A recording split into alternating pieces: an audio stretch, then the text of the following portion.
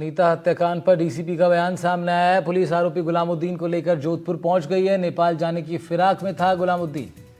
Mumbai railway station से आरोपी को हिरासत में लिया है। डीसीपी का बड़ा बयान सामने आया। अनीता चौधरी हत्याकांड पर डीसीपी का बयान आपको बता रहे हैं। नेपाल जाने की फिराक में था गुलामुद्दीन। पुलिस ने उसको गिरफ्तार कर लिया है और पुलिस जोधपुर लेकर उसको आ गई है।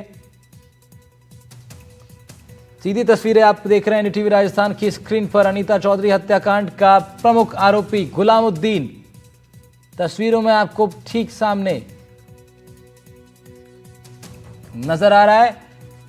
गिरफ्तार कर लिया पुलिस ने इसको। महाराष्ट्र से नेपाल भागने की फिराक में था। उससे पहले ही पुलिस ने इसके मंसूबों पर पानी फेर दिया। गिरफ्तार कर लिया गया इसको।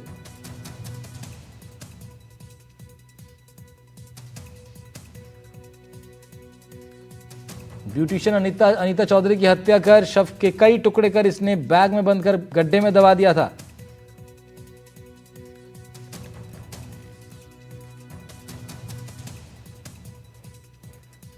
पुलिस आरोपी गुलामुद्दीन को लेकर जोधपुर पहुंच गई है। डीसीपी है जोधपुर के, उनका बयान सामने आया। नेपाल जाने की फिराक में था गुलामुद्दीन। जानकारी हाथ लग रही है। मुंबई रेलवे स्टेशन से आरोपी को पुलिस ने हिरासत में लिया है। अनीता चौधरी हत्याकांड पर बड़ी खबर आपको बता रहे हैं। आज सुबह महाराष्ट्र से लेकर के पुलिस इन्हें निकली थी। नेपाल जाने की फिराक में था गुलामुद्दीन। अनीता हत्याकांड पर डीसीपी का बड़ा बयान। हत्या की सूचना हमें मिली थी, जिसमें हमें पता चला कि अनीता देवी नामक महिला की हत्या की गई है काफ़ी निर्मम तरीके से। जैसे ही प्रकरण दर्ज हुआ उसके बाद विशेष टीमें गठित की गई। पिछले 8 दिनों में हम निरंतर प्रयास कर रहे थे मुख्य आरोपी जिसका नाम गुलामुद्दीन है उस तक पहुंचने का। पिछले 8 दिनों में हमने काफ़ी अनुसंधान किया, साक्ष्य इकट्ठे किए, एक जो को अक्यूज थी उसे भी गिरफ्तार किया और पिछले 8 दिनों से हमारी टीम मुख्य आरोपी के पीछे निरंतर लगी हुई थी। Additional DCP west Nishant Bhardwaj के सुपरविजन में एसएचओ बोरानाडा, एसएचओ बासनी, इनके निर्देशन में करीब 20 लोगों की टीम, ये जो मुख्य आरोपी है गुलामुद्दीन, इसके पीछे पिछले 7 दिनों से लगी थी। ये बहुत ही शातिर किस्म का अपराधी है। ये यहाँ से पहले गुजरात गया, वहाँ से फिर महाराष्ट्र गया। निरंतर हमारी टीम इसके पीछे लगी हुई थी और पिछले 8 दिनों के अथक प्रयास के बाद मैं कह सकता हूँ कि दिन रात एक करने के बाद जो यहाँ भी हमारी टीम थी, जो टेक्निकल टीम थी, साइबर सेल की टीम थी, उन लोगों ने भी दिन रात प्रयास किया और जो हमारी फील्ड में जो टीम थी उन लोगों ने भी दिन रात प्रयास किया और इस अथक प्रयास के बाद फाइनली हम जो मुख्य आरोपी है इसको हमने दस्तयाब कर लिया है।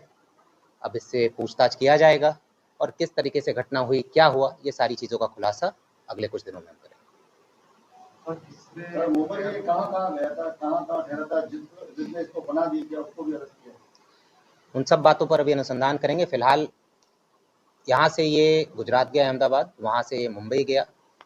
पिछले 7 दिनों से वहाँ पर जो एरिया है हाजी अली वाला एरिया है, हाजी अली काठियावाड़ चौपाटी वाला एरिया है, वहीं पर ये रुका हुआ था। और अरुण हर्ष हमारे संवाददाता हमारे साथ जुड़ गए, उनका रुख कर लेते हैं। अरुण, पुलिस जोधपुर लेकर आ गई है गुलामुद्दीन को, तमाम जानकारियां डीसीपी भी प्रेस को संबोधित करते हुए दे रहे थे। क्या जानकारी आपके पास, क्या अपडेट है?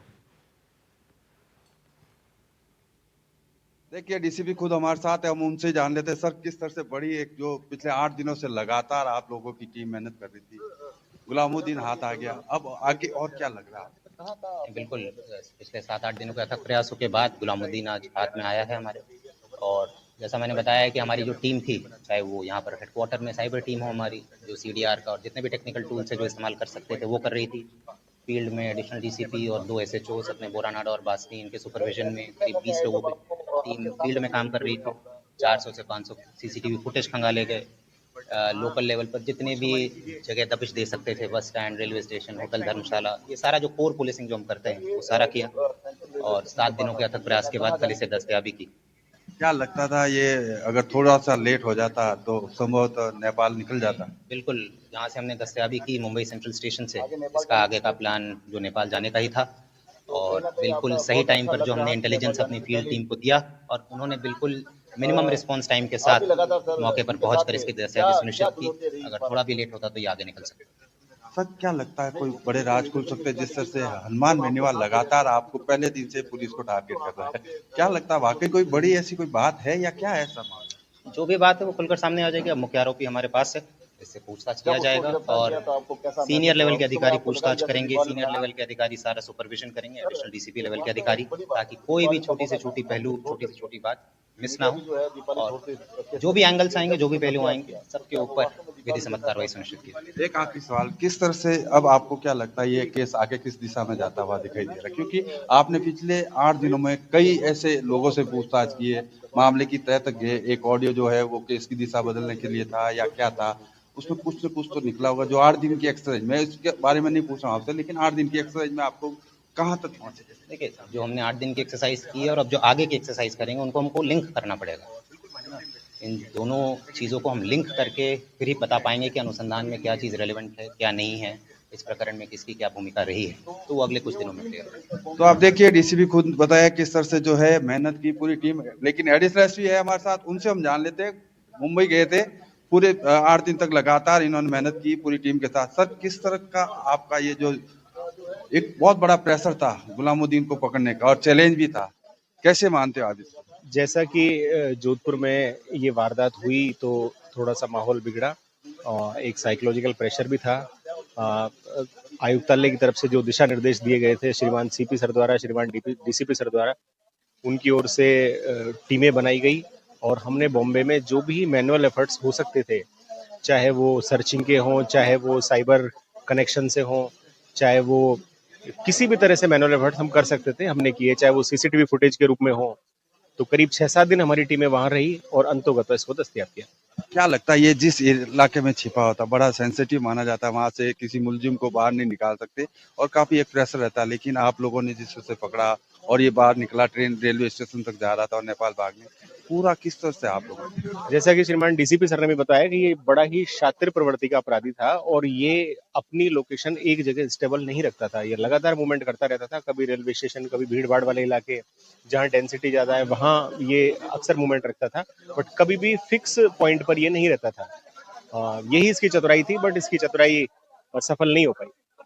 क्या लगता है अपनी जो पुलिस की नौकरी जो आपने सर्विस की है उसमें इस तरह का केस पहली बार, जो 6 टुकड़ों में लाश मिली थी और उसको सॉल्व करना? हाँ, डेफिनेटली हमारे लिए भी चैलेंजिंग था, बट बहुत सारे एफर्ट्स किए, बहुत सारे अनुभव मिले खट्टे मीठे, लेकिन अंतोगत सफलता मिली, अच्छा लगा। ये थे एडीसीपी निशांत भारद्वाज। आप देख सकते हैं पुलिस की टीम पूरी और सारे जो पुलिस के अधिकारी और गुलामुद्दीन को लेकर आने वाली टीम है, जो कह सकते हैं बहुत बड़ा एक जो चैलेंज था उसको सॉल्व किया है और अब आगे अनुसंधान में जो भी बातें आएगी उसके लिए बाद में मीडिया को बताया जाएगा। बिल्कुल अरुण, और बड़ी खबर, इस वक्त की सबसे बड़ी खबर यही है क्योंकि लगातार इस आरोपी को लेकर के पुलिस की भी खींचतान चल रही थी, संघर्ष पुलिस की ओर से भी हो रहा था, राजनीतिक रूप भी एंगल भी इसमें सामने आने लगा। हनुमान बेनीवाल की भी ओर से पुरजोर कोशिश की गई कि इस पूरे मुद्दे पर पुलिस पर भी दबाव बनाया जाए और अब फाइनली पुलिस को बड़ी सफलता हाथ लगी है। अरुण, आप भी लगातार शुरुआत से इस पूरे मामले को कवर कर रहे हैं, हर पहलू से आपने इसको कवर किया है, इसकी जानकारी आपको है। ये खबर इस पर जब अब गुलामुद्दीन के ऊपर जब कार्रवाई अब आगे होगी तो फिर अब आगे आपको क्या लगता है अरुण कि ये इस पूरे मसले पर पुलिस अब किस रूप में इसको क्लोज किस तरीके से अब करेगी, इस पूरे केस को अब किस रूप में क्लोज किया जाएगा तमाम इस पूरे प्रकरण को?